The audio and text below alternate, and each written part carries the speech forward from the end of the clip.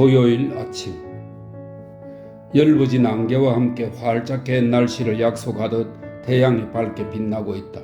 나는 카페 마블리에서 아침을 먹었다. 카운트를 보는 플로랑 부인이 상냥하게 웃어주었다. 나는 테이블에 앉은 채 소리쳤다. 파스켈 씨는 편찮으신가요? 네, 심한 감기예요. 며칠 쉬어야 된대요. 오늘 아침에 따님이 단케르크에서 왔어요. 병 간호를 하려고요. 편지를 받은 후 마침내 안니를 만나게 된다는 게 정말 기쁘다. 6년 동안 안니는 무엇을 했을까? 막상 만나면 어색할까? 안니는 어색한 걸 모른다. 마치 어제 헤어진 사람처럼 나를 맞이할 것이다. 제발 내가 어리석은 짓을 안 했으면 좋으련만. 처음부터 안니의 비위를 건드리지 말아야 한다. 만나자마자 손을 내밀지 말 것. 그녀가 정말 싫어하는 짓이다. 만나면 며칠이나 함께 지낼까? 나는 안니를 부빌로 데려올지도 모른다. 여기에 몇 시간만 있다가 프랭타니아 호텔에서 하룻밤 잔다면 그걸로 만족한다. 그 후에는 이미 달라져 버렸을 것이다. 나는 두려워하지 않아도 될 테고. 오후 작년에 처음으로 부빌 박물관에 갔을 때 올리비아 블루베니의 초상화에 시선이 끌렸다. 균형이 잘못된 것인지 원근의 착오인지 말할 수는 없지만 마음에 걸리는 게 있었다. 화가는 분명 화폭 위에서 균형을 잃고 있었다. 그 후로 그 초상화를 보러 여러 번 찾아갔다. 거북함은 좀처럼 사라지지 않았다. 로마상을 받았고 메달도 6번이나 받은 브로디랭이 데생에 실패했다는 걸 시인하고 싶지 않았다. 그런데 오늘 오후에 전쟁 중에 고등 간첩 혐의로 사장이 고발을 당한 공갈 전문 신문인 부빌의 풍자가의 묶은 신문처를 뒤적이다가 진실을 엿보았다. 박물관을 한 바퀴 돌기 위해 도서관을 나섰다. 빠른 걸음으로 어두운 복도를 지나쳤다. 발소리를 죽이고 타일 바닥을 걸었다. 주변에는 수많은 석고상들이 팔을 꼬고 있었다. 커다란 문 앞을 지나가면서 슬피 부서진 항아리며 접시, 받침돌 위에 서 있는 사티로스 신을 보았다. 베르나르 팔리시의 방인데 도자기와 세공품이 진열되어 있었다. 그러나 도자기는 관심이 없었다. 상복 차림의 신사 부부가 세밀하게 관찰하고 있었다. 대전시실처럼 보이는 브루드랭 르노다의 방 입구 위에 커다란 그림이 걸려 있었다. 최근에 걸어놓은 듯 했다. 그림에는 리샤르 세브랑의 서명이 있었고 제목은 독신자의 죽음이었다. 국가에서 기증한 작품이었다. 죽은 사람답게 상반신이 푸르스름한 독신자가 허리까지 벌거벗고 흩어진 침대에 누워 있었다. 헝클어진 시트와 이불이 오랜 투병을 얘기하고 있었다. 나는 파스켈 씨를 생각하고 웃었다. 물론 그는 혼자가 아니었다. 딸의 시중을 받고 있었다. 그림에서는 하녀이자 정부였던 여자가 추악한 표정으로 옷장을 열어 돈다발을 세고 있었다. 문 밖에서 모자를 쓴 남자가 담배를 물고 기다리는 게 보였다. 별 옆에서는 고양이가 무심하게 우유를 핥고 있었다. 이 사나이는 자기밖에 모르고 살았다. 그래서 임종을 지켜주는 사람이 한 명도 없는 거였다. 이 그림은 나에게 마지막 경고를 하는 듯 했다. 아직 시간이 있었다. 나는 곧 돌아갈 수도 있었다. 하지만 정말 가버리기 전에 분명히 알아야 할 사실이 있다. 내가 들어가려는 대전시실에는 150점이 넘는 초상화가 걸려 있는데 너무 일찍 가족을 두고 간 젊은이들과 고아원의 원장을 제외하고는 독신으로 죽은 사람이 없다는 거였다. 자식도 유언도 없이 죽은 이도 없고 최후의 영성체도 받지 않고 죽은 이 역시 없다. 이 사람들은 죽는 날까지도 하나님과 세상과 더불어 서서히 죽음 속으로 들어간 것이다. 영생의 몫을 요구하러 간 것이다. 그 몫을 요구할 권리가 있었으므로 모든 권리를 가지고 있었으므로 인생, 일, 부귀, 그리고 명령과 존경에 대한 권리였고 마침내는 영혼에 대한 권리였다. 잠시 명상에 잠겼다가 안으로 들어섰다. 수희가 창문 옆에서 졸고 있었다. 창너머로 내리쬐던 금빛 광선이 그림의 반점을 만들었다. 내가 들어서자 놀라서 도망친 고양이 말고는 이 넓은 공간에 생명이란 건 아무것도 없었다. 그러나 150쌍의 눈길이 나를 쳐다보는 걸 느꼈다. 1875년부터 1910년까지 부빌의 명사들은 다 모여 있었다. 르노다와 보르디랭의 섬시한 솜씨가 돋보였다. 남자들은 성 세실 드라메르 성당을 건설했다. 1882년에 국가 재건 사업에 협력하고 질서를 파괴하려는 것을 방지하고 선의를 가진 사람들을 강력하게 모으기 위해서 부빌의 선주 총동맹과 중개인 총동맹을 창립했다. 그리고 부빌을 프랑스 최고의 상업 항구로 만들었다. 부도의 확장도 그들이 한 일이었다. 또한 직업학교의 창설을 주도하기도 했다. 학교들은 그들의 절대적인 보호를 받으며 나날이 번창했다. 더욱이 그들은 1898년의 부두 노동자 파업을 봉쇄했고 1914년에는 자식들을 국가에 바쳤던 것이다. 이렇듯 왕성한 투지를 가진 남자들의 아내들은 구제소, 타가소, 자선작업장 등을 설립했다. 하지만 그 여자들은 현모양처였다. 아이들에게 의무와 권리 그리고 프랑스를 이룩한 전통을 존경하라고 가르쳤다. 초상화는 어두운 갈색 톤이었다. 밝은색은 경박해 보일까봐 아예 빼버린 모양이었다. 그러나 노인을 즐겨 그렸던 르노다의 초상화에는 머리카락이나 구렛나루의 흰색이 검은 바탕에 선명하게 나타나 있다. 그는 손을 잘 그렸다. 르노다보다 기교를 덜 부리는 보르디롄의 경우 손은 다소 소홀히 묘사했지만 색채만큼은 흰 대리석처럼 반짝거렸다. 공기가 몹시 후덥지근했다. 수인은 조용히 코를 골고 있었다. 나는 벽을 한 바퀴 둘러보았다. 무수한 손과 눈이 보였다. 광선의 반점이 얼굴을 일부 가리고 있었다. 올리비에 볼로비니오의 초상화 쪽으로 가리는데 무언가가 나를 잡았다. 눈높이에 걸어놓은 중개인 파콤이 나에게 밝은 시선을 던지고 있었다. 그는 엷은 회색 바지를 입고 한 손에 실크 모자와 장갑을 들었다. 고개를 약간 젖힌 모습에 감탄의 미소를 금할 수가 없었다. 한치의 속됨도 터집 잡을 만한 점도 발견할 수가 없었다. 조그마한 발, 고운 손, 투사같이 넓은 어깨, 살짝 멋을 낸 듯한 은근한 우아함, 그리고 환상적인 고뇌의 모습을 지니고 있었다. 게다가 주름 하나 없는 맑은 얼굴을 보여주었다. 입술 위에선 미소까지 감돌았다. 그러나 잿빛 눈만은 웃지 않았다. 50세는 좋게 돼 보이는데 30대처럼 젊고 싱싱했다. 그는 참으로 아름다운 남자였다. 나는 결국 결점 찾는 걸 단념하고 말았다. 하지만 그가 나를 놓아주지 않았다. 나는 그의 눈빛 속에서 냉정하고 무자비한 비판을 읽어낼 수 있었다. 그 순간 우리를 격리시키는 모든 걸 깨달았다. 내가 그에 대해서 생각할 수 있었던 것이 그에게까지 전달되지 못했다. 그것은 소설 속에서 다루어지는 것처럼 바로 심리학의 문제였다. 그러나 그의 비판은 칼날처럼 나를 에이고 내 존재의 권리마저 의문을 던졌다. 그것은 사실이었다. 나는 항상 그것을 알고 있었다. 나는 존재할 권리가 없었다. 나는 우연히 생겨나서 돌처럼 풀처럼 세균처럼 존재하고 있었다. 내 생명은 되는 대로 아무렇게나 뻗어나갔다. 그 생명은 간혹 나에게 애매한 신호를 보내기도 했지만 대개는 아무 결과도 없는 윙윙거리는 소리밖에 느끼지 못했다. 그러나 지금은 이미 죽어버린 이 완벽한 미남이나 파콤의 아들인 장 파콤의 경우는 전혀 달랐다. 그에게는 심장의 고동이라든가 기관의 희미한 소리가 순간순간의 순수한 권리 같은 형태가 되어 울려왔던 것이다. 그는 60년 동안 낙담 한 번 않고 존재의 권리를 행사했다. 그 훌륭한 잿빛 눈동자, 삶에 대해 가장 작은 의문도 가져보지 않은 눈동자였다. 파콤은 한 번도 실수하지 않았다. 그는 항상 자기의 의무를 수행했다. 자식으로서의 의무, 남편으로서의 의무, 아버지로서의 의무, 지도자로서의 의무. 모든 의무를 다했다. 또한 강경하게 자기의 권리를 주장했다. 어렸을 때는 화목한 가정에서 오점을 남기지 않은 생애와 번창하는 사업을 물려받기 위해 훌륭하게 교육받을 권리를, 남편으로서는 부드러운 애정에 둘러싸여서 공경을 받는 권리를, 아버지로서는 존경받을 권리를, 지도자로서는 불평 없이 순종받을 권리를 요구했다. 권리는 의무의 다른 모습에 불과하기 때문이다. 그는 자신의 비상한 성공을 아주 자연스럽게 받아들였다. 그는 결코 행복하다고 말하지 않았고 쾌락을 느낄 때도 좀 쉬어야지라고 말하면서 절도 있게 즐겼을 것이다. 이처럼 쾌락도 권리의 일부분이 되어 쾌락 자체의 경박성을 희석시켰던 것이다. 왼쪽으로 푸른 기운이 감도는 그의 잿빛 머리카락보다 약간 위로 서가에 꽂힌 책들이 보인다.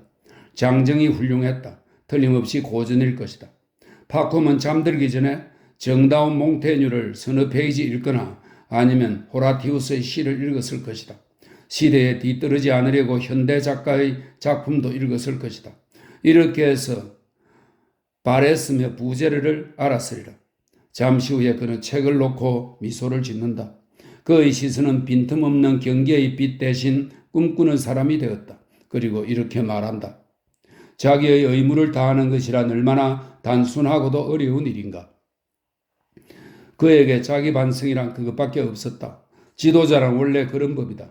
벽에는 다른 지도자들도 걸려 있었다. 온통 지도자들 뿐이었다. 안락의자에 앉은 거구의 녹회색 노인도 지도자였다. 흰 조끼가 은발하고 꽤나 잘 어울렸다. 노인은 앙상한 손을 소년의 머리에 얹고 있었다. 담요를 덮은 무릎에는 책이 펼쳐져 있었다. 그러나 시선은 먼 곳을 향했다. 젊은이들은 볼 수 없는 일들이 보이는 것이다. 초상화 위에 그의 이름을 적어 놓았다.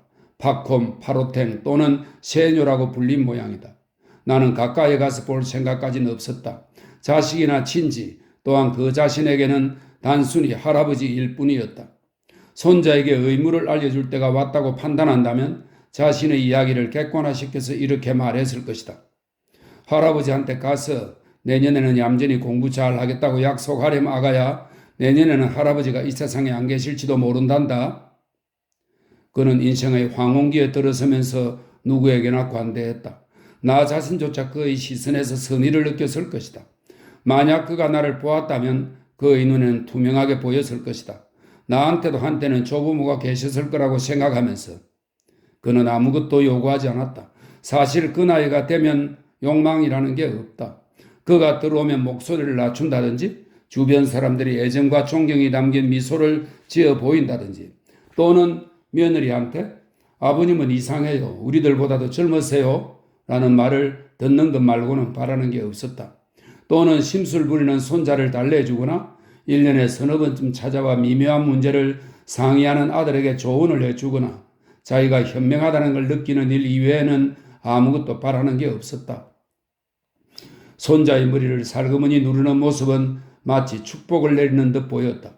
그는 무슨 생각을 하고 있었을까? 자신의 명예로운 과거를 회상했을 것이다. 그의 과거는 모든 일에 대해서 말할 수 있는 권리와 어떠한 일에 대해서도 결론 지을 수 있는 권리를 주었다. 요 전날에는 내 생각이 여기까지 미치지 못했다. 경험은 확실히 죽음의 방어 이상이다. 그것은 권리, 노인의 권리다. 장금을 찬 오브리 장군도 지도자였다. 섬세한 학자 출신인 에베르 대통령은 앵페트라즈의 친구였다. 긴 얼굴이 꽤 균형 잡혀 보인다.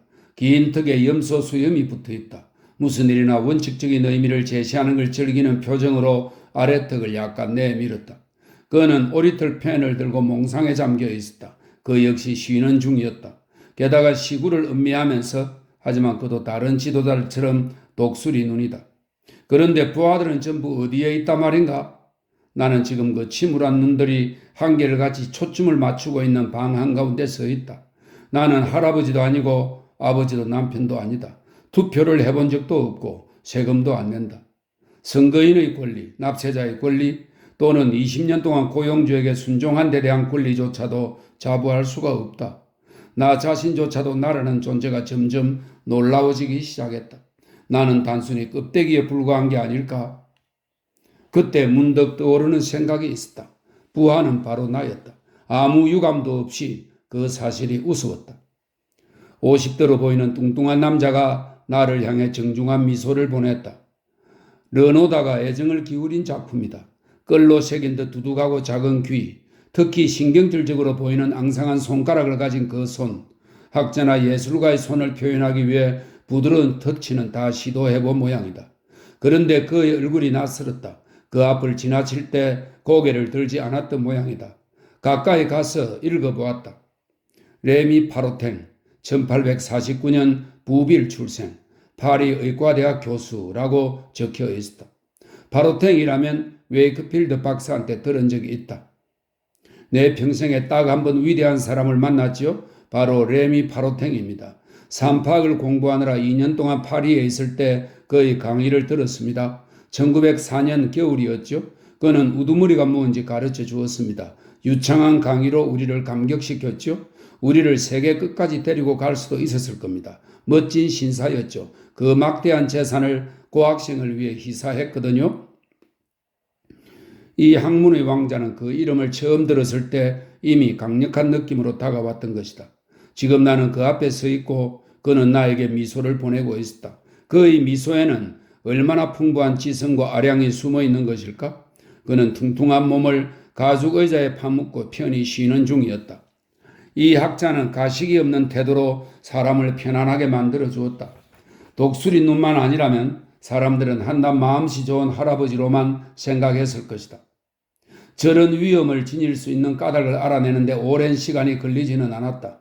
그는 모든 것을 이해했기 때문에 사랑을 받았고 사람들은 온갖 이야기를 다 쏟아놓을 수 있었던 것이다. 결국 르나안과 비슷해 보이지만 사실은 좀 더 의젓했다. 그는 다음과 같이 말하는 부류였다. 사회주의자라고요? 나는 그들보다 한 발 앞서 나간답니다. 그를 쫓아 그 위험한 길을 가려면 조국이며 가족, 소유권이나 가장 신성한 가치까지도 곧 포기해야만 했다. 하지만 한 발 더 나가면 갑자기 모든 것이 자리 잡히고 원래대로 훌륭하고 견고한 이성 위에 올라섰다.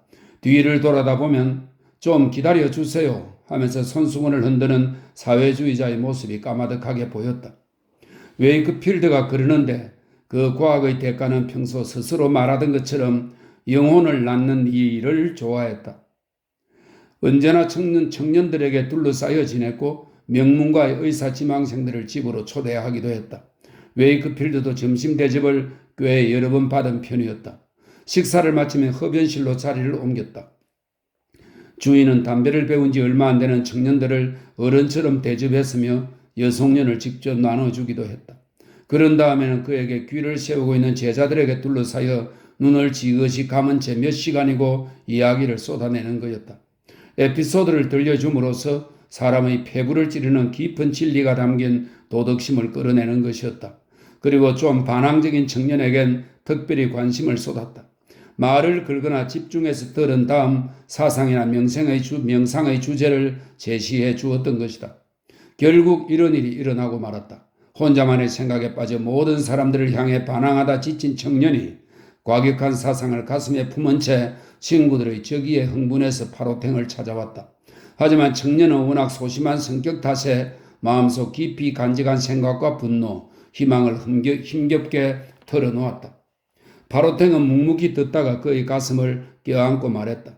자네 마음을 알겠네. 첫날부터 자네를 알고 있었어? 두 사람은 이야기를 주고받기 시작했다. 파로탱은 아주 멀리 그 청년이 쫓아가기 어려울 만큼 멀리까지 이야기를 진전시켰다. 이러한 만남이 몇 번 계속된 후로 그 젊은 반항하는 완전히 다른 사람이 되었다. 청년은 자신을 똑바로 보고 환경에 맞게 사는 방법을 배운 것이다. 그리고 마침내 선택된 인간이 부여받은 놀라운 역할에 대해 이해했다. 결국 마술에 걸린 것처럼 파로탱을 따라가다 길 잃은 어린 양이 우리를 찾아가듯 얌전히 자기 자리로 되도록 하는 거였다. 웨이크필드는 이렇게 결론 지었다. 그는 내가 환자들의 몸을 치료해 준 것 이상으로 많은 영혼을 치료해 주었다. 레미 파로탱은 정답게 미소 지었다. 하지만 주저하는 듯 보였다. 나를 우리로 돌려보내기 위해 내 입장을 이해하려 애쓰는 듯 했다. 그러나 나는 그가 두렵지 않았다. 나는 어린 양이 아니었기 때문이다. 나는 주름살 하나 없는 훌륭한 이마와 아담한 배, 그리고 무릎 위에 올려놓은 손을 보았다. 그의 미소에 답하고 자리를 떠났다. 그의 동생이며 부빌 변호사협회 회장인 장 파로탱은 서류를 가득 쌓아놓은 테이블 끝을 짚고 앉아 있었다. 방문자에게 임한 접견이 끝났다는 걸 알려주는 태도였다. 평범한 시선이 아니었다. 추상적 관념 같으면서도 순수한 권리로 반짝이고 있었다. 번뜩이는 두 눈이 얼굴을 온통 휩쓰는 듯 보였다. 그 열정 아래에 신비스러울 정도로 얇은 굳게 담은 입술이 보였다. 우습다는 생각이 들었다. 레미 파로탱하고 닮아서 그의 형을 돌아다 보았다. 햇살을 받은 닮은 꼴 두 개를 살피다 보니 문득 그 부드러운 얼굴 위에 불모랄까 황막함이랄까 나도 모르는 그들만의 가풍이 풍기는 듯 했다. 다시 장 파로탱을 들여다보았다. 그에게서 관념의 단순성이 느껴졌다. 뼈다귀와 죽은 살과 순수한 권리만이 남아있었다. 사로잡힌 거였다. 사람이 권리에 사로잡히면 그 권리를 떨쳐버릴 방법이 없다. 장 파로탱은 자기의 권리, 바로 그것만 생각하는데 한평생을 바쳤다. 내가 박물관에 갈 때마다 느끼는 가벼운 현기증 대신 그는 사람들의 보살핌을 받는다는 괴로운 권리를 느꼈을 것이다. 그가 너무 지나칠 만큼 생각하게 만든다든지 불쾌한 현실 문제를 가지고 그의 주의를 끈다든지 또는 필연적인 그의 죽음이나 타인의 고통에 주의를 끌어서는 안 되는 거였다. 죽음의 자리에서 소크라테스 이후로 고상한 말만 해야 하는 그 순간에 우리 숙부가 숙모에게 말한 것처럼 그 역시 12일이나 밤을 새워 간호한 아내에게 그렇게 말했으리라. 테레즈, 당신에게 고맙다고 하지 않겠소. 당신의 의무를 다한 것뿐이니 말이오.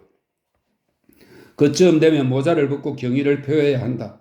내가 경탄에 맞이 않으며 뚫어지게 바라보았던 그의 두 눈이 나에게 그만 떠나라는 암시를 보냈다. 그러나 나는 떠나지 않았다. 단호하게 불손한 태도를 취했다.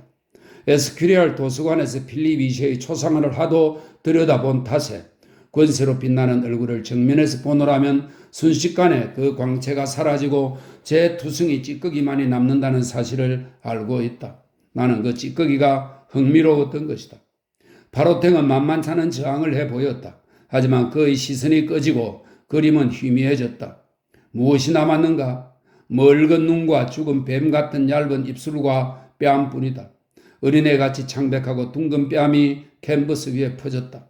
부빌 변호사협회 직원들은 꿈에도 생각하지 못할 뺨이다. 그들은 파로탱의 사무실에 오래 머물지 않았다. 사무실에 들어서면 벽 같은 그의 무서운 시선과 마주쳤으니까. 등 뒤에서는 희고 부스부스한 뺨이 보이지 않았다. 그의 아내는 몇 년이 지났어야 그 사실을 깨달았다.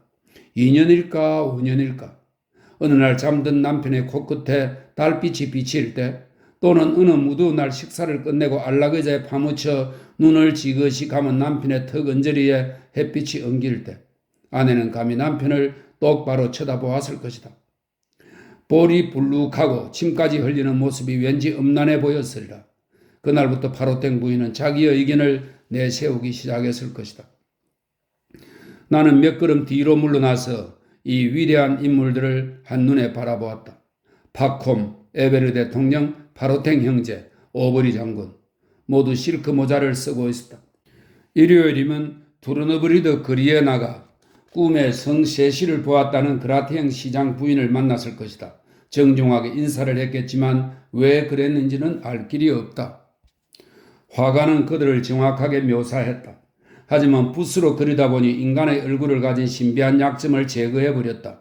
꾀재재한 얼굴조차도 도자기처럼 깨끗했다. 나는 그들의 얼굴에서 식물이나 동물들 또 흙이나 물을 대하는 사상을 찾아보았으나 헛사였다. 살아생전에는 별 필요를 느끼지 않았겠지만 임종이 가까워져서는 화가를 불러 얼굴을 잘 그려달라고 부탁했을 것이다. 그런 방법으로 부빌 근방의 바다를 밭으로 만들었던 것이다. 이처럼 그들은 르노다와 브로드링의 도움을 받아 모든 자연을 굴복시킨 것이다. 그들 외부와 그들 내부의 자연을 말이다. 이 어두운 캔버스들이 내게 보여주었던 것은 인간이 바로 만들어낸 인간이었다. 인간의 훌륭한 정복이 거기에 있었다. 바로 인간의 권리와 시민의 권리라는 꽃다발이었다. 나는 아무 생각 없이 인간의 지배에 감탄했다. 그때 신사 부부가 들어왔다. 검은 옷차림이었는데 아주 작게 보이고 싶어 애쓰는게 느껴졌다. 그들은 문 앞에서부터 감동한 나머지 들어올 줄을 몰랐다. 신사는 모자를 벗었다.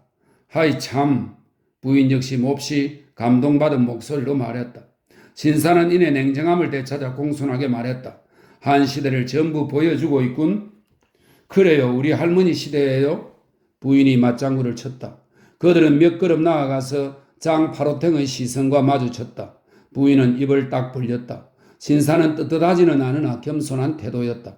사람을 떨게 만드는 시선과 이야기를 빨리 끝내버리는 회담을 잘 알았던 모양이다.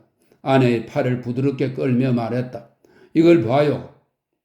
레미 파로탱의 미소는 사람들에게 안도감을 주었다. 부인은 가까이 가서 열심히 설명을 들었다. 레미 파로탱의 초상, 1849년 부빌에서 출생하다. 파리 의과대학 교수, 르노다 작품. 과학원의 파로탱이 학사원의 르노다에게 그려졌군. 그거 참 역사적인데. 부인은 남편의 말에 고개를 끄덕이고는 그 위대한 사람을 바라보았다. 참 좋아요. 영리한 모습이군요.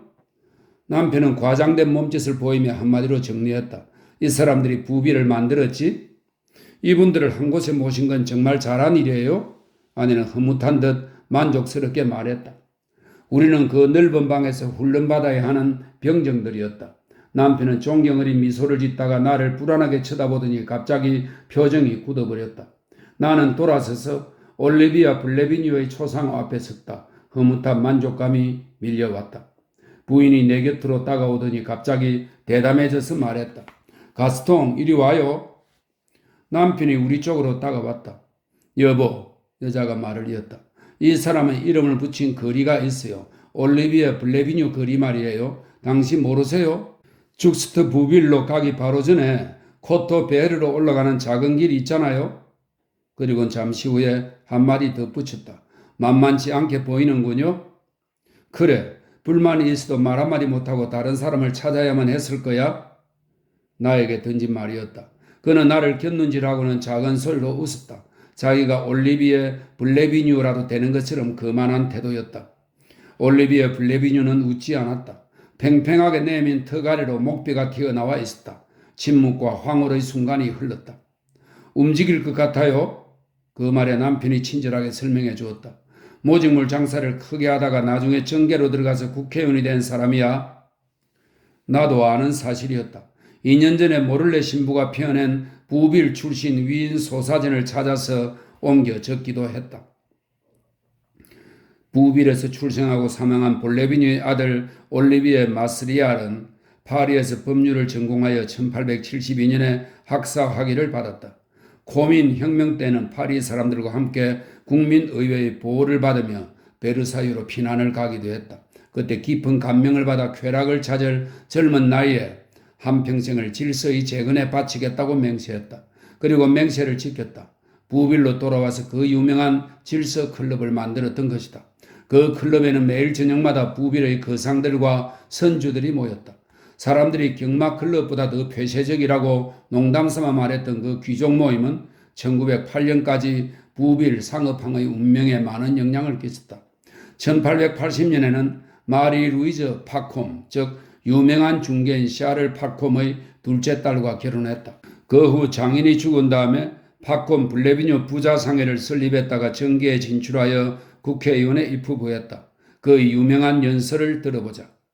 프랑스는 지금 위험한 병에 걸려 있습니다. 지도자들은 더 이상 명령 아래 들지 않습니다. 여러분, 훌륭한 가문에서 태어나 교육받고 풍부한 경험을 두루 거쳐 지도자로서 가장 적절한 인물이 그 일을 단념하거나 지겨워한다면 도대체 누가 명령을 하겠습니까?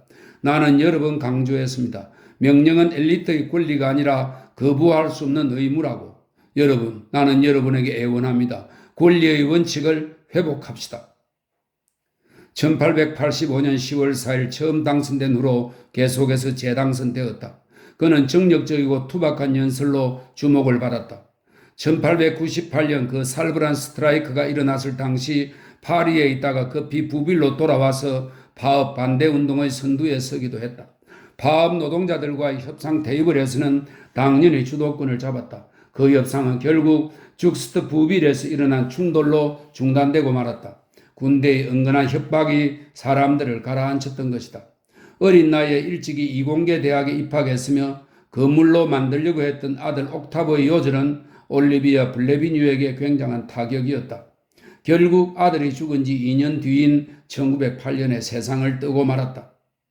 도덕의 힘 1894년, 처벌하는 의무 1900년, 의지 1902년, 그리고 만년의 강령과 친구들에게 보낸 편지들을 모아서 불굴의 노력이라는 유고집을 간행했던 것이다. 보르디넹이 그린 훌륭한 초상화가 부빌 박물관에 있다. 훌륭한 초상화, 그렇다. 올리비에 블레비뉴는 콧수염을 길렀다. 창백한 얼굴이 모리스 바레스와 닮았다. 그 두 사람은 분명히 아는 사이였다. 같은 의석을 차지하고 있었으니 말이다. 그러나 부빌 출신 의원들은 애국자 연맹 총재만큼 소탈하지 않았다. 말뚝처럼 뻣뻣해서 그림에서도 악마처럼 머리를 내밀고 있었다. 두 눈은 반짝거렸지만 눈동자는 검고 각막은 불그스레했다. 그는 도톰한 입술을 내민 채 오른손을 가슴에 대고 있었다. 한때 이 초상화 때문에 얼마나 고통스러웠던가? 어떤 때는 블레비뉴가 너무 크게 다가왔고 어떤 때는 지나칠 만큼 작게 느껴졌다. 하지만 오늘은 어떨지 이미 알고 있었다. 부빌의 풍자가란 신문을 뒤적거리다가 진실을 깨달았던 것이다. 1905년 11월 6일자 전면에서 블레비뉴를 다루었던 것이다. 일면에 그가 콩부 영감의 머리카락에 매달려 있는 모습을 싣고 있었다. 사자의 이라는 제목을 달아서 일면에서 모든 걸 설명하고 있었다. 올리비에 블레비뉴의 키는 153cm였다. 몹시 작은 키와 의외를 웃음 도가지로 몰아넣곤 했던 맹꽁이 목소리는 웃음거리가 되기에 충분했다. 부처 속에 고무 뒤축을 넣으시는 것도 비난을 샀다. 아이러니컬하게도 팝콘 가문의 블레비뉴 부인은 몸집이 하마 같았다. 그래서 자기 몸의 2배나 되는 아내를 가졌다고 말한 것이다 라고 작가는 부언을 달았다. 153cm. 바로 그 이유 때문에 보르디렝이 세심하게 배려했던 것이다. 즉 그가 너무 작아 보이지 않을 만한 물건들을 주위에 배치했던 것이다. 팔걸이 없는 안락의자, 낮은 안락의자, 12절판 책을 서너 권 꽂아놓은 책장, 페르시아 붕둥근 테이블 등을 말이다. 그렇게 해서 옆에 걸린 장파로탱하고 같은 키를 만들었다. 두 그림은 길이가 같았다. 결국은 한쪽의 작고 둥근 테이블이 옆 그림의 큰 테이블만큼 커서 팔걸이 없는 안락의자가 파로탱의 어깨까지 닿을 지경이었다. 두 초상화 사이에 서면 본능적으로 비교를 하게 마련이다. 내 불쾌감은 바로 거기서부터 비롯되었다. 이제 웃고 싶었다. 153cm. 만약 내가 블레비뉴에게 말을 걸려고 했다면 허리를 굽히거나 무릎을 꿇어야만 했을 것이다. 그가 그만하게 코를 치켜들고 있어도 나는 더 이상 놀라지 않았다. 키가 그만한 사람의 운명은 늘 자신의 머리 위에서 이루어지는 법이다. 예술의 힘이었다. 정말 놀라운 능력이다. 목소리가 워낙 날카롭다 보니 후세에서도 위협적인 표정, 군의적인 태도, 두처럼 충혈된 눈만을 기억할 것이다.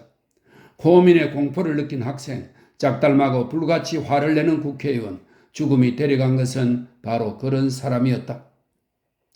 그러나 보르디렝 덕분에 질서클럽의 회장이며 도덕적 힘의 연설가는 불멸의 존재가 되었다. 어머나 가엾기도 해라. 부인은 또 숨이라도 넘어가는 듯 소리를 질렀다. 선친의 아들인 옥타브 블레비뉴의 초상화 밑에 이런 말이 적혀 있었다. 1904년 이공계 대학 재학 중 사망. 죽었군요. 아롱델의 아들만큼 똑똑해 보여요. 어머니가 얼마나 고통스러웠을까요? 그런 명문학교 학생들은 공부를 너무 한다더군요. 자면서도 뇌를 움직인대요. 난 저 삼각모가 마음에 들어요. 육군사관학교 생도들이 쓰는 가스와르 아니에요? 아니야. 가스와르는 생시르 모자를 말해. 프랑스 육군사관학교를 통칭하는 생시르 말이야. 지금은 내가 어릴 때 죽은 이공계 학생 앞에 있다. 밀랍 같은 안색이나 온건해 보이는 콧수염이 죽음을 예고하는 듯 했다.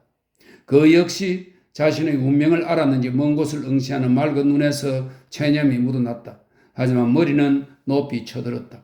제복 차림이 프랑스 군대를 상징하고 있었다. 그대는 마르셀루스가 될 것이다. 두 손 가득히 백합꽃을 바치리. 꺾여버린 장미꽃, 이공계 학생의 죽음, 그보다 더 슬픈 일이 어디 있을까? 나는 기다란 진열장을 따라 조용히 걸으면서 어두운 배경덕에 빛나 보이는 얼굴들을 향해 경의를 표했다. 상업재판소 재판장 보스와르, 부빌시 항구자치운영위원회 회장 파비, 가족과 함께 서 있는 중개인 블랑제, 부빌시장 란느켄, 부빌 출신 주미 대사이며 시인인 더류시엔, 지사처럼 차려입은 사람, 고아원 원장 생트마리 루이즈 수녀, 테레종 부부, 노사협동위원회 회장 티브 구롱, 해병훈련소 주사 보보, 버리옹, 미네트, 그롤르, 르페버르, 이 밖에도 팽 박사 부부, 아들 피에르 브루댕이 그린 보르디렝 등이 있다. 맑고 냉정한 시선, 섬세한 윤곽, 엷은 입술, 거구의 불량제 씨는 참을성이 있었고 생트 마리 루이즈 수녀는 부지런하고 독실한 신앙인이며 티브 구롱 씨는 타인을 대할 때처럼 자기 자신에게도 엄격했다. 테레종 부인은 어떠한 불행이 닥쳐도 굴하지 않고 싸웠다. 몹시 피곤해 보이는 입술이 그녀의 고민을 고스란히 드러내 주었다. 그러나 신앙심이 강해서 괴롭다는 말을 내뱉은 적이 없었다. 그야말로 꿋꿋한 여자였다. 집안에서는 끼니를 챙기고 밖에서는 사회사업 모임을 이끌었다.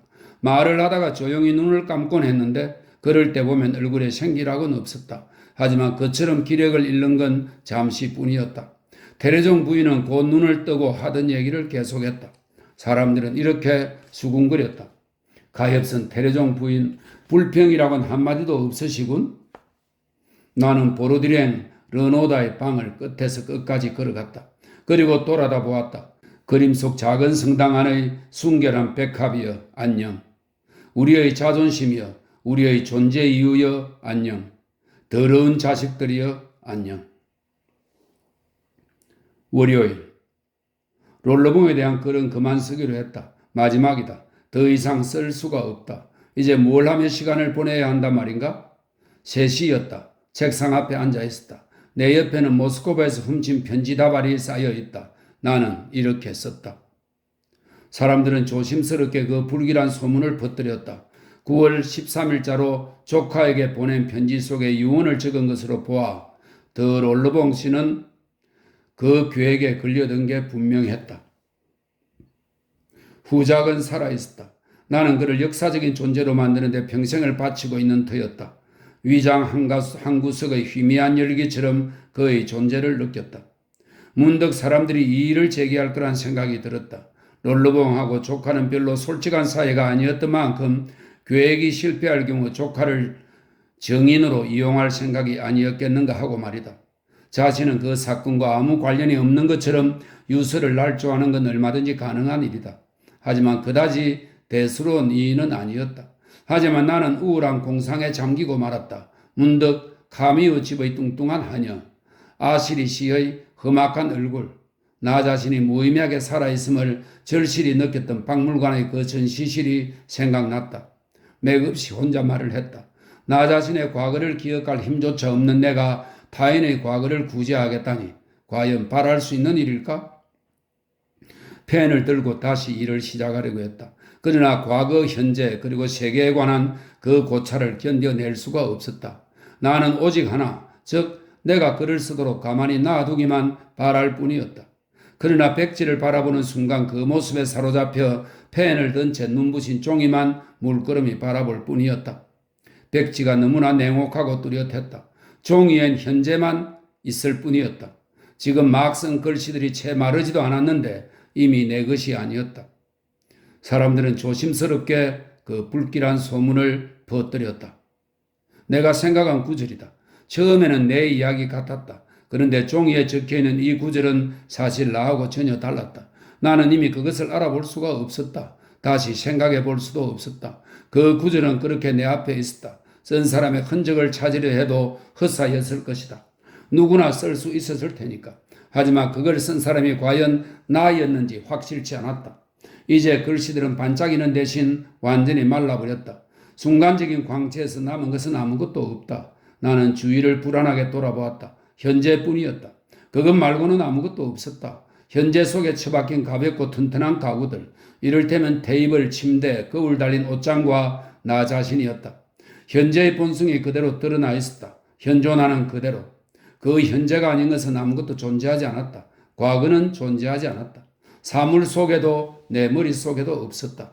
오래전에 내 과거가 나한테서 달아나 버렸다는 걸 알고 있었다. 하지만 그때까지는 내 능력 밖으로 물러선 것뿐이라고 믿었다. 나에게 과거는 은퇴에 지나지 않았다. 그건 역시 존재 양식이었다. 휴가 중인, 활동을 그만둔 존재, 사건들마다 결말을 고할 때 그것은 상자 속에 얌전히 앉아 명예로운 사건이 되는 거였다. 그만큼 물을 생각하는 게 어려웠다. 이제야 알았다. 사물이란 순전히 보이는 그대로일 뿐이다. 그 뒤에는 아무것도 없다. 나는 그 생각에 잠시 더 사로잡혔다. 그러다가 벗어나고 싶어서 어깨를 세게 흔들었다. 그리고 종이 뭉치를 잡아당겼다. 그의 유서를 쓰게 된 것. 갑자기 불쾌감이 밀려왔다. 펜을 떨어뜨렸다. 무슨 일이 생긴 걸까? 구토를 느꼈단 말인가? 아니다. 그게 아니었다. 방은 평소처럼 아버지 같은 모습이었다. 다만 책상이 좀 더 육중해진 것 같았고 만년필을 세게 쥔 것 같은 느낌이 들 뿐이었다. 하지만 방금 전에 롤러봉 씨가 두 번째로 죽고 말았다. 그는 조금 전까지도 내 마음속에 훈훈하게 살아있었다. 가끔 그가 움직이는 걸 느낄 정도였다. 나에게는 독학자나 철도회관의 여주인보다 더 분명한 존재였다. 물론 변덕스러운 성격이라 며칠 동안 틀어박혀 있기도 했지만 신비하게 좋은 날씨엔 온도계의 수은주처럼 콧등을 살짝 나타내곤 했다. 그럴 때면 그의 창백한 얼굴을 볼 수 있었다. 하지만 얼굴을 나타내지 않고 틀어박혀 있을 때조차도 그는 내 마음을 무겁게 내리눌렀고 나는 가슴이 가득 차오르는 느낌을 받았다. 지금은 그에 대해 남겨둔 게 없다. 말라버린 잉크 자국 위의 그 신선했던 광채의 추억 이외에는 아무것도 없었다. 전부 내 탓이었다. 해서는 안 될 말을 해버렸던 것이다. 과거는 존재하지 않는다고 말한 건 잘못이었다. 그 한마디에 르롤르봉 씨는 조용히 흠으로 돌아가 버린 것이다. 나는 절망감을 느끼며 그의 편지들을 어루만졌다. 바로 더 롤르봉이다. 나는 혼자 말을 했다. 하여튼 이 글씨를 한자 한자 쓴 건 바로 그였다. 엎드린 채 펜에 눌려 미끄러지지 않게 종이를 누르고 있었다. 너무 늦었다. 이 말들은 아무 의미가 없었다. 내가 누르고 있던 반질반질한 누런 종이 말고는 아무것도 존재하지 않았다. 틀림없이 복잡한 사건이 있었다. 롤러봉의 조카는 1810년에 러시아 황제의 경찰에게 암살당했다. 비밀문구로 옮겨졌던 그의 서류는 110년 후에 정권을 쥔 소비에트가 국립도서관에 비치한 것을 내가 1923년에 훔쳐냈다. 믿어지지 않는 일이었다. 내가 도둑질을 해놓고도 아무런 기억이 없다. 그 서류가 내 방에 있는 이유를 설명하기 위해 이야기를 만들어내는 건 조금도 어려운 일이 아니었다. 하지만 모든 이야기들이 그 끌끌한 종이 앞에서는 거품처럼 가볍게 보였을 것이다. 이 종이에 의존해서 롤러봉을 만나기보다는 점쟁이를 찾아가 회전 테이블의 도움을 받는 편이 나을지도 모른다. 롤러봉은 이미 존재하지 않았다. 전혀 존재하지 않았다. 그의 뼈다귀가 조금이라도 남아있다면 그 뼈다귀 자체로서 독자적으로 존재하는 것이고 그것들은 염분과 수분을 포함한 인산염과 탄산석회에 지나지 않았다. 나는 마지막 시험을 했다. 장리 부인의 말을 되새겨봄으로써 롤러봉 후작을 생각했다. 주름이 선명하게 파인 곰보투성이 얼굴에는 간악함이 어려 있어서 그가 아무리 감추려고 해도 밖으로 나타나곤 했다. 그의 얼굴이 쉽게 떠올랐다. 뾰족한 코, 장백한 볼, 그리고 미소, 전보다 훨씬 쉽게 그의 윤곽을 그려낼 수 있었다. 다만 그 모습은 내 머릿속에 있는 가상에 불과했다. 나는 너무나 안타까운 나머지 한숨을 내쉬고는 의자에 푹 파묻혀 버렸다. 4시다. 의자에 파묻힌 지도 1시간이나 지났다. 어둑어둑해지기 시작한다. 다른 변화는 없다.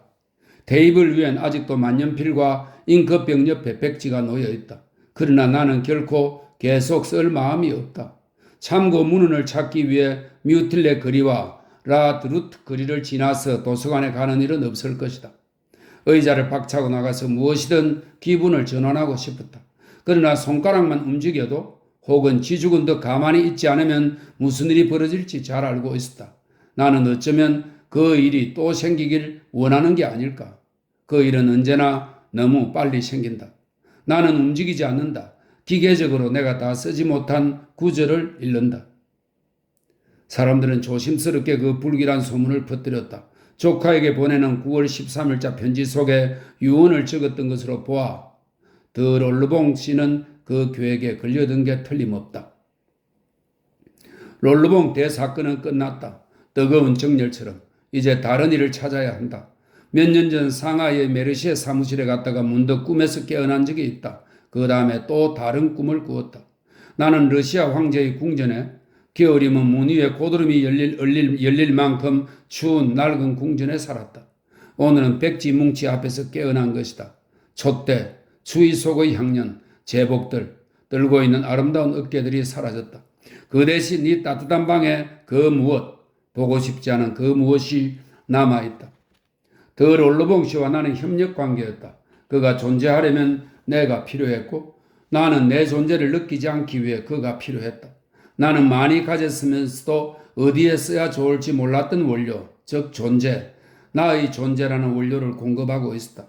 그의 임무는 나를 대신하는 거였다. 그는 내 앞에 자리 잡고 자기의 생활이 나의 생활을 대신하도록 내 삶을 빼앗았다. 나는 내가 존재한다는 걸 이미 알지 못했다. 나의 내부가 아닌 그의 내부에 존재하고 있었으니까. 먹는 것도 숨쉬는 것도 전부 다 그를 위해서였고 내 움직임 하나하나는 나의 외부, 곧 그의 내부에서 의미를 가졌다. 나는 종이 위에 글씨를 쓰는 손도 직접 쓴 글도 보지 못했다. 그 종이 저편에서 후작을 볼 뿐이었다. 후작은 내게 그 동작을 요구하고 있었다. 그 동작이 그의 존재를 연장시키고 견고하게 만들었다. 나는 그를 생존시키는 수단에 불과했고 그는 나의 존재 이유였다. 그는 나를 나 자신에게서 해방시켰다. 나는 이제 무엇을 해야 한단 말인가? 특히 움직이지 말 것, 움직이지 말 것. 내 어깨의 움직임. 나는 그것을 참을 수가 없었다. 갑자기 기다리던 물건이 나타나서 나에게 덤벼들었다. 그것은 나의 내부에서 흘러나오고 있다. 나는 그것으로 충만해 있다. 그것은 아무것도 아니다. 그것은 나다. 자유롭고 해방된 존재가 나에게 밀려오고 있다. 나는 존재한다. 나는 존재한다. 그것은 부드럽다. 부드럽고 완만하다. 그리고 가볍다. 그것은 혼자서 공중에 떠 있다고 말해도 된다. 그것은 움직인다. 그것은 곳곳에서 녹아 없어지는 거품들이다. 아주 부드럽다. 아주 부드럽다. 내 입에는 거품 같은 물이 있다. 나는 그 물을 삼킨다. 물은 목을 넘어가서 나를 애무한다. 그리고 다시 입안에 고인다. 희고 조그만 늪, 내 혀에 구르는 늪을 영원히 가지고 있다. 그 늪도 나다. 혀, 그리고 목, 그것도 나다. 테이블 위에 올려놓은 내 손을 본다. 그 손은 살아있다. 그것이 나다. 손이 펴지면서 손바닥을 위로 향하고 있다. 기름진 배가 보인다. 거꾸로 누워있는 짐승 같다. 손가락들은 짐승의 발이다. 더러는 개발처럼 나는 손가락을 재빨리 움직임에 즐긴다. 깨는 죽었다. 다리가 오그라들어 손바닥으로 모여든다. 나는 손톱을 본다. 그것만이 내 몸에서 살아 움직이지 않는다. 나는 손을 뒤집어 손바닥을 엎는다. 이제 손등이 보인다. 약간 반짝인다.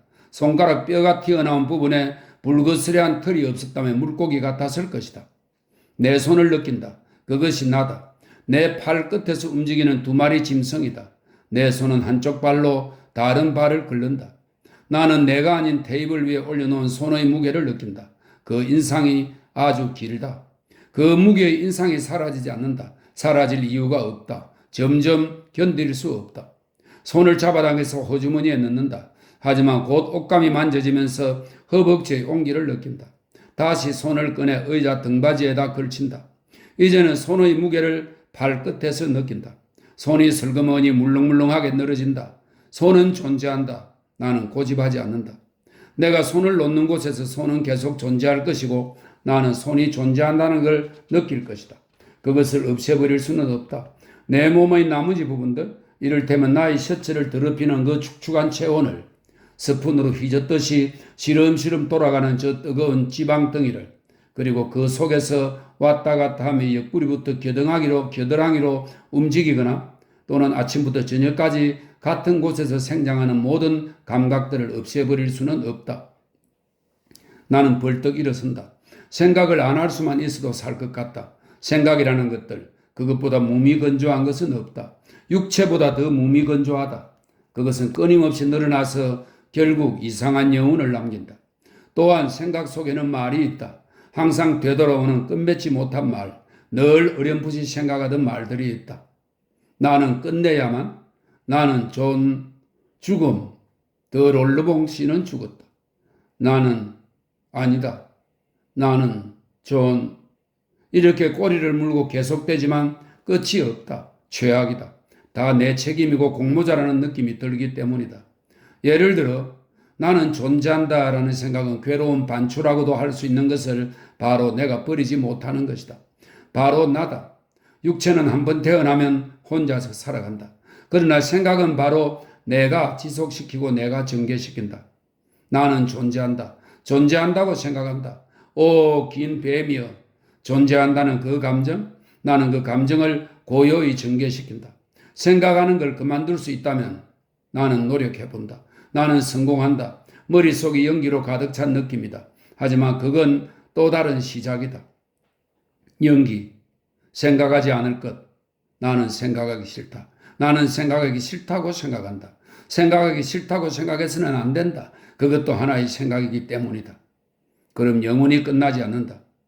내 생각, 그것이 나다. 그래서 나는 멈출 수가 없다. 나는 생각하기 때문에 존재한다. 그리고 나는 생각하기를 멈출 수가 없다. 지금 이 순간조차도 그것은 무서운 일이다. 내가 존재한다는 것은 내가 존재한다는 걸 두려워하기 때문이다. 내가 갈망하는 저 무에서 나 자신을 끌어내는 것이 바로 나다. 존재하는 것에 대한 정오와 권태가 나를 존재시키는 방법이며 존재 속에 나를 밀어넣는 방법인 것이다. 생각은 현기증처럼 내 뒤에서 생겨나고 나는 그것이 내 머리 뒤에서 생기는 것을 느낀다. 내가 양보한다면 그것은 앞쪽으로 내 두 눈 사이로 오려고 할 것이다. 그런데 나는 언제나 양보한다. 생각이 한없이 커진다. 그리하여 나를 충만케 하고 내 존재를 새롭게 하는 무한한 것이 있다. 내 침은 달콤하다. 몸은 미지근하다. 정신이 나간 것 같다. 테이블 위에 나이프가 있다. 나는 나이프를 든다. 안 되는 일인가? 어쨌든 그것은 작은아마 변화를 가져올 것이다. 나는 왼손을 종이 뭉치 위에 얹고 손바닥을 나이프로 찌른다. 너무 히스테릭하다. 칼날이 미끄러지는 바람에 상처가 가볍다. 피가 흐른다. 그래서 무슨 변화가 생겼단 말인가? 결국 나는 나 자신에게서 떨어져 나가 백지 위로, 아까 내가 써놓은 글씨 위로 번진 핏방울을 만족스럽게 바라본다. 백지 위에 써놓은 네 줄의 글과 핏방울, 그것은 좋은 추억이 될 것이다. 그 밑에 그날 나는 더 롤러봉 후작에 관한 지필을 포기했다. 고 써야만 할 것이다. 손을 치료해야 할까? 잠시 머뭇거린다. 피가 단조롭게 번지는 것만 바라보고 있다. 마침내 피가 응고한다. 끝났다. 상처 주변의 피부가 녹슨 것처럼 보인다. 그 피부 밑에는 다른 감각들을 닮은 다른 감각들보다도 더 맥빠진 얼마간의 감각만이 남아있다. 5시 반이다. 일어선다. 차가운 셔츠가 살에 붙는다. 나는 외출한다. 어쨌든 외출하지 않을 이유가 없기 때문이다. 그냥 남아있다 해도 구석에서 꼼짝 않고 있다 해도 나 자신을 잊을 수는 없을 것이다. 나는 거기 서서 침대에 몸을 기대고 있을 것이다. 나는 존재한다. 지나가다 신문을 산다. 충격적인 기사. 류시엔 양의 시체가 발견되었다. 신문지는 잉크 냄새를 풍기며 내 소나기에서 구겨진다. 파렴치범은 도망쳐버렸다.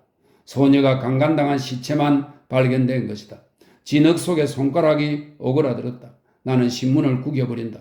신문 위에서 내 손이 오그라든다. 잉크 냄새가 난다. 제기랄 오늘따라 왜 이렇게 사물이 강렬하게 존재하는 것일까? 류시엔 양은 강간을 당한 뒤 목이 졸려 죽었다. 그 어린 소녀의 시체는 아직도 존재한다. 그 죽은 육체가 그 애는 이미 존재하지 않는다. 그 손, 그 애는 이미 존재하지 않는다. 동네 한가운데를 걸어간다. 나는 집들 사이에 있다. 보도 위에 똑바로 서서 존재하고 있다. 내 발 밑에 보도가 존재한다. 집들은 마치 문이 닫히던 내 머리 위에서 닫혀버린다. 나는 존재한다. 나는 생각한다. 그러므로 나는 존재한다. 나는 왜 생각하는 걸까? 나는 더 생각하고 싶지 않다. 나는 생각하고 싶지 않다고 생각하니까 존재한다. 나는 생각한다. 내가 왜냐하면 나는 달아난다. 파렴치범은 도망쳤다. 그의 몸은 강간당했다. 소녀는 자기의 몸 속으로 타인의 몸이 들어오는 걸 느꼈다. 나야말로 나는 강간을 당한 소녀.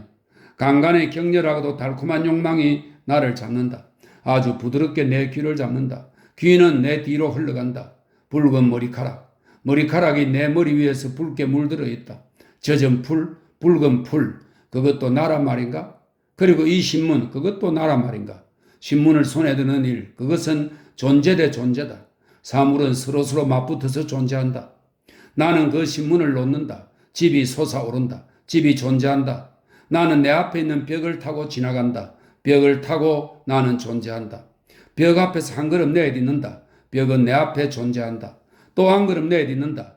내 뒤에서 손가락 하나가 내 바지 속을 긁는다. 그리고 진흙이 묻은 소녀의 손가락을 잡아당긴다.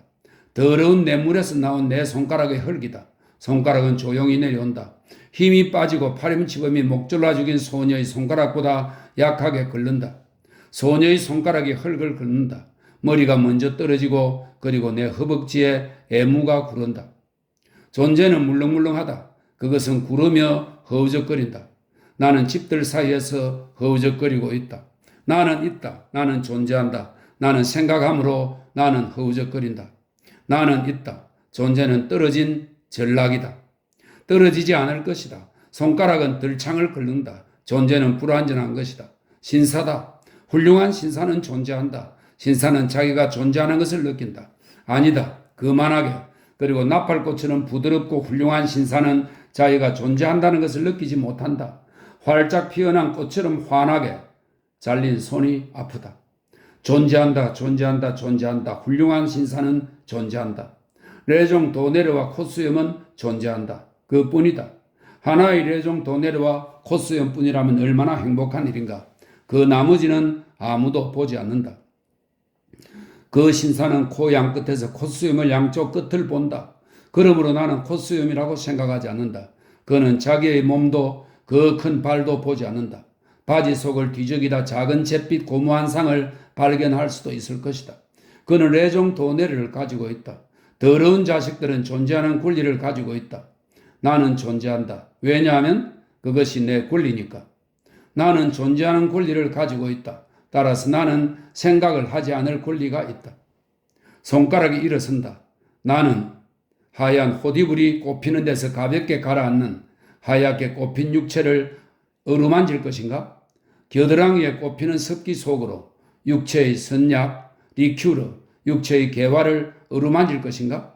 타인의 존재 속으로 육중하고 보드러운 존재의 냄새가 풍기는 붉은 점막 속으로 들어갈 것인가? 부드러운 젖은 입술, 새하얀 피가 흐르는 붉은 입술, 맑은 고름에 젖은 존재를 향해 흠뻑 젖은 채 벌리고 있는 입술, 눈처럼 눈물을 흘리는 달콤하고 축축한 입술 사이로 나는 나의 존재를 느낄 것인가? 나의 몸은 살아있는 육체를 가지고 있다. 그 육체는 꿈틀거리고 부드럽게 리큐르를 돌리고 크림을 돌린다. 그 육체는 나의 육체의 부드러운 단물을 내 손의 피를 돌리고 돌린다. 피는 휘젓고 있는 육체, 상한 육체에서 달콤하다. 휘젓고 움직인다. 나는 걷는다. 나는 도망친다. 나는 상처 입은 육체를 가진 파렴치한이다. 저 벽들이 가지고 있는 존재에 의해서 상처를 입은 육체, 춥다. 한 걸음 내딛는다. 춥다. 나는 한 걸음 왼쪽으로 돈다. 그도 왼쪽으로 돈다. 그는 그가 왼쪽으로 돈다고 생각한다. 미친놈처럼. 나는 미쳤을까? 그는 미칠까봐 무섭다고 말한다. 존재 속에서 말이다. 그는 멈춰 선다. 몸뚱이가 선다. 그는 선다고 생각한다. 그는 어디서 왔을까? 그는 무엇을 하는 것일까? 그는 다시 떠난다. 그는 두렵다. 파렴치한 놈 같으니. 안개 같은 욕망, 실증이 난다. 지겹다. 그는 존재하는 게 지긋지긋하다고 말한다. 정말 지긋지긋할까? 그는 지긋지긋하다고 생각하는데 지쳐있다. 그는 뛴다. 무엇을 바라는 것일까? 그는 뛰어서 달아난다. 한국까지 뛰어가서 투신할 생각인가? 그는 뛴다. 마음이 뛴다. 기쁨 같은 것이다. 마음이 존재한다. 다리가 존재한다. 호흡이 존재한다. 모든 것이 존재한다. 뛰면서 허덕이면서 아주 부드럽고 무르게 가슴이 뛰면서 숨이 찬다. 나는 숨이 차다. 그는 자기도 숨이 차다고 말한다. 존재가 뒤에서 내 생각을 잡는다. 그리고 뒤에서 그것을 조용히 꼽히게 한다. 나는 뒤를 붙잡힌다. 나는 뒤에서 생각하도록 강요당한다. 그 무엇이기를 강요당하고 있는 것이다. 존재의 가벼운 거품처럼 허덕이는 내 뒤에서 그는 욕망의 안개의 거품이다. 거울 속에서 그는 죽음처럼 창백하다. 롤러봉은 죽었다. 앙뚜앙 로캉탱은 죽지 않았다. 살아있다. 정신을 잃는 것, 그는 정신을 잃고 싶다고 말한다.